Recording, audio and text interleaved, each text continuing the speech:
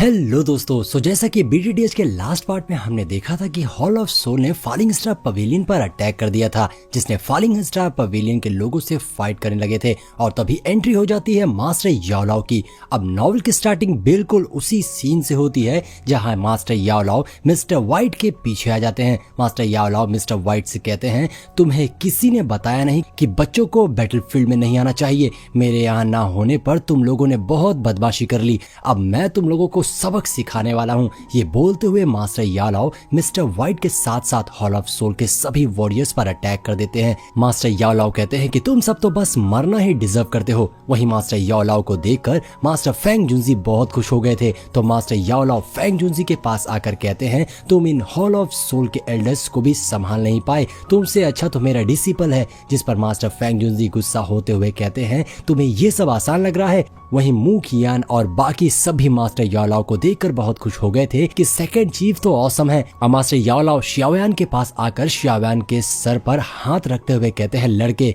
मुझे पता है पिछला कुछ टाइम तुम्हारे लिए बहुत मुश्किल रहा है, लेकिन अब तुम्हें फिक्र करने की जरूरत नहीं है, तुम्हारा मास्टर अब वापस आ गया है। तभी हम देखते हैं कि हॉल ऑफ सोल का वो एल्डर अभी तक मरा नहीं था। वो एल्डर कहता है, बहुत हो गया तुम दोनों स्टूडेंट मास्टर की नौटंकी, तुम्हें क्या लगता है कि हम हार गए? रुको, मैं तुम्हें अभी हमारी ताकत दिखाता हूँ। ये बोलते हुए वो एल्डर एक जेड क्रिस्टल को निकालकर डिस्ट्रॉय कर देता है, जिसकी वजह से वहाँ एक पोर्टल ओपन हो जाता है। और मास्टर याओलाओ ये देखकर कहते हैं, तुमने किसी को बुलाया है? ये एनर्जी तो मुझे जानी पहचानी सी लग रही है। तभी वहाँ पर हॉल ऑफ सोल का एक और पावरफुल एल्डर आ जाता है, जो कहता है, याओलाओ हम बहुत दिनों के बाद मिल रहे हैं। जिस पर मास्टर याओलाओ उस एल्डर का मजाक उड़ाते हुए कहते हैं, तुम्हारे बाल तो आज भी वैसे ही हैं, तुम तो और भी ज्यादा बुढ़े और अगली दिख रहे हो। इस पर वो एल्डर और ज्यादा भड़क गया था और वो एल्डर कहता है, तुम्हारी हिम्मत भी कैसे हुई मेरा मजाक उड़ाने की, आज मैं तुम्हें नहीं छोड़ूंगा। ये बोलकर वो दोनों एल्डर्स एक पावरफुल एनर्जी बॉल बनाने लग जाते हैं।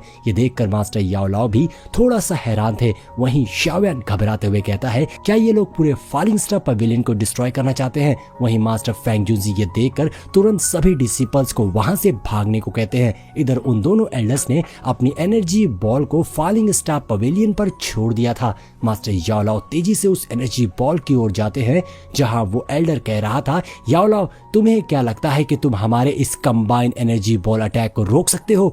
वहीं मास्टर याओलाओ को देखते हैं, जिन्होंने अपने हाथ के सिर्फ एक इशारे से ही उस एनर्जी बॉल अटैक को रोक दिया था, जो देखकर शियाओयान, लिटिल फेरी डॉक्टर और वो दोनों एल्डर्स भी हैरान रह गए थे। और वो दोनों एल्डर्स कहते हैं, ये कैसे हो सकता है? याओलाओ की सोल तो अभी तक स्टेबल भी नहीं है, यहाँ तक कि हमारे इस अटैक को डाउजून लेवल के पीक का वॉरियर भी नहीं रोक सकता है, तो याओलाओ ने ये कैसे किया? जिस पर याओलाओ उस अटैक को डिस्ट्रॉय करते हुए कहते हैं, तुम्हें डाउजून से ऊपर सोचना चाहिए, मैं अब बैनशेंग लेवल पर हूँ। और अब ये सुनकर तो दोनों एल्डर्स की हालत खराब हो गई थी। वो दोनों फौरन एक स्पेस ओपन करके वहां से भाग जाते हैं, क्योंकि उन्हें पता था कि वो दोनों मिलकर भी मास्टर याओलाओ का कुछ नहीं कर सकते थे, इसीलिए वहां से भागने में ही उनकी भलाई थी। और अब सीन चेंज होता है और हम थोड़ी देर बाद का सीन देखते हैं, जहां फॉलिंग स्टार पवेलियन के डिसिपल्स फॉलिंग स्टार पवेलियन में हुए नुकसान का रिपेयर कर रहे थे।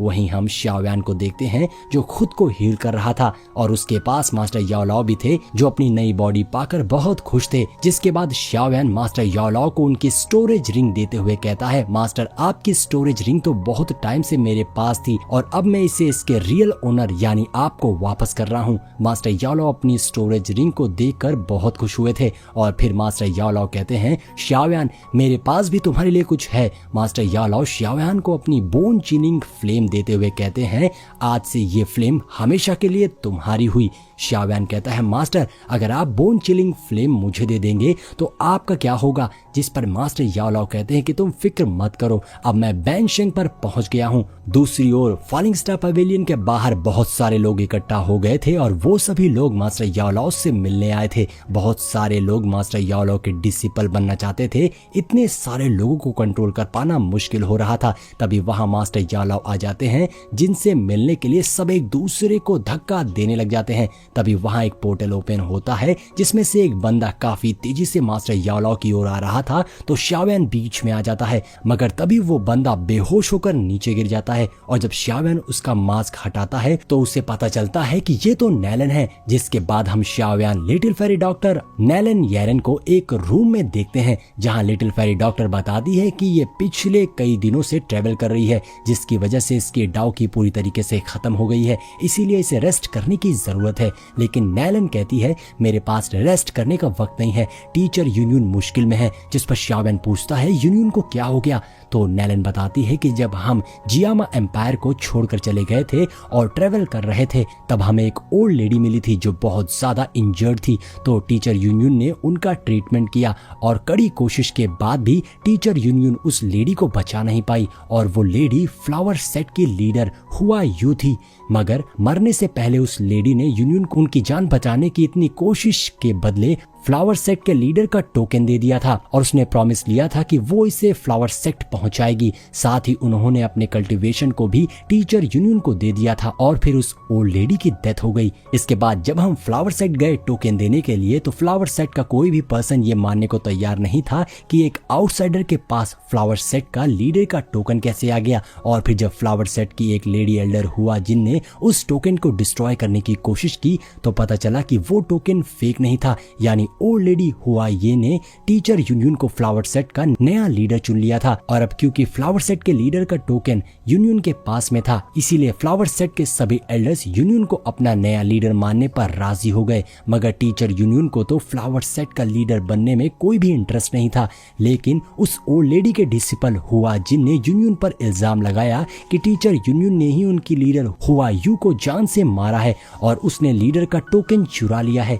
लेकिन फ्लावर सेट के एल्डर्स टीचर यूनियन का साथ दे रहे थे क्योंकि उनके पास फ्लावर सेट के फ्लावर इम्प्रिंट भी था जो उस ओल्ड लेडी ने टीचर यूनियन को दे दिया था। लेकिन जब हुआजिन देखती है कि फ्लावर सेट के सभी एल्डर्स टीचर यूनियन का साथ दे रहे हैं तो उस हुआजिन ने टीचर यूनियन को लाइफ एंड डेथ मैच के लिए चैलेंज कर दिया। जो भी उस फाइट को जीतेगा वही फ्लावर सेट का नया लीडर बनेगा। जहां उस फाइट में हुआजिन का बॉयफ्रेंड हुआ शेई भी उसके साथ टीचर यूनियन से फाइट करेगा जो कि प्रोफाउंड स्काई सेट से है और वो डाउजून के 6 स्टार पर है। अब ये सुनकर शाओयान नेलन से कहता है तुम्हें परेशान होने की जरूरत नहीं है, यूनियन हुआजिन को अकेले ही संभाल सकती है। जिस पर नेलन कहती है शायद तुम नहीं जानते फ्लावर सेट के रूल्स के मुताबिक अगर किसी का बॉयफ्रेंड है तो वो भी अपने पार्टनर के साथ फाइट कर सकता है, यानी हुआजिन और उसका बॉयफ्रेंड हुआ शेई दोनों मिलकर यूनियन से फाइट करेंगे और टीचर यूनियन को अकेले ही उन दोनों से फाइट करना होगा जबकि यूनियन अकेले उन दोनों को हैंडल नहीं कर सकती है और फाइट लाइफ एंड डेथ की फाइट होगी। इसीलिए मुझे डर है कि वो दोनों टीचर यूनियन को जान से मारने की कोशिश करेंगे।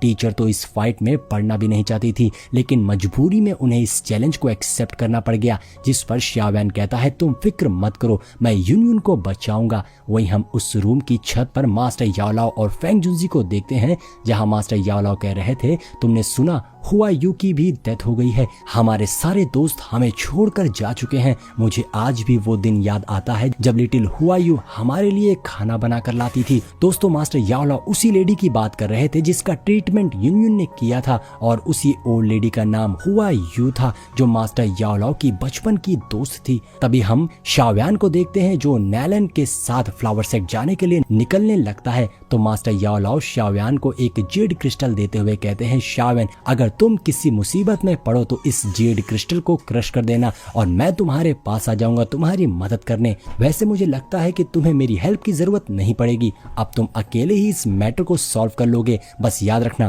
फ्लावर सेट को इसमें कोई नुकसान नहीं होना चाहिए। हुआ यू मेरी फ्रेंड थी और इस मैटर के सॉल्व होने के बाद हुआ यू की ग्रेव पर मेरी तरफ से फूलों का गुलदस्ता चढ़ा देना। किनलिन को तुम अपने साथ लेकर जाओ और लिटिल फेरी डॉक्टर को यहीं छोड़ दो, मैं उसकी पॉइजन बॉडी की प्रॉब्लम को ठीक कर दूंगा। जिसके बाद हम फ्लावर सेट के लाइफ एंड डेथ अरेना को देखते हैं जहां हुआजिन यूनियन से कहती है आज तुम्हारा खेल खत्म हो जाएगा, चुपचाप वो लीडर टोकन मुझे दे दो। जिस पर यूनियन कहती है मैंने पहले ही कहा था कि मुझे फ्लावर सेट का लीडर बनने में कोई भी इंटरेस्ट नहीं है तो तुम लोग मुझसे फाइट करने के लिए क्यों फोर्स कर रहे हो। तभी हुआजिन का बॉयफ्रेंड कहता है अगर तुम्हारा भी कोई बॉयफ्रेंड है तो तुम अपने हेल्प के लिए उसे फाइट में बुला सकती हो, नहीं तो लोग कहेंगे दो लोगों ने मिलकर एक लड़की को हराया है, जिस पर यूनियन कहती है कि इसकी कोई जरूरत नहीं है, जिस पर वो बंदा कहता है ठीक है, अब मुझे क्रूर होने के लिए ब्लेम मत करना। और अब हुआ जिन और उसका बॉयफ्रेंड यूनियन पर अटैक कर देते हैं, लेकिन तभी वहां एक पोर्टल ओपन होता है जिसमें से एक अटैक निकलकर उन दोनों के अटैक को डिस्ट्रॉय कर देता है। और ये देखकर यूनियन और बाकी सभी काफी ज्यादा हैरान थे, क्योंकि ये अटैक एक हेवनली फ्लेम का बना हुआ अटैक था। और अब उस पोर्टल के अंदर से एंट्री होती है शाव्यान की, जिसके साथ नैलन और किनलिन भी थी। शाव्यान कहता है अगर तुम लोगों को फाइट करने का इतना ही शौक है तो मुझसे फाइट करो। और इसी के साथ में हमारा ये एपिसोड यहीं पर एंड हो जाता है। तो दोस्तों, अगर वीडियो पसंद आई हो तो लाइक और कमेंट जरूर करिएगा। मिलते हैं नेक्स्ट वीडियो में।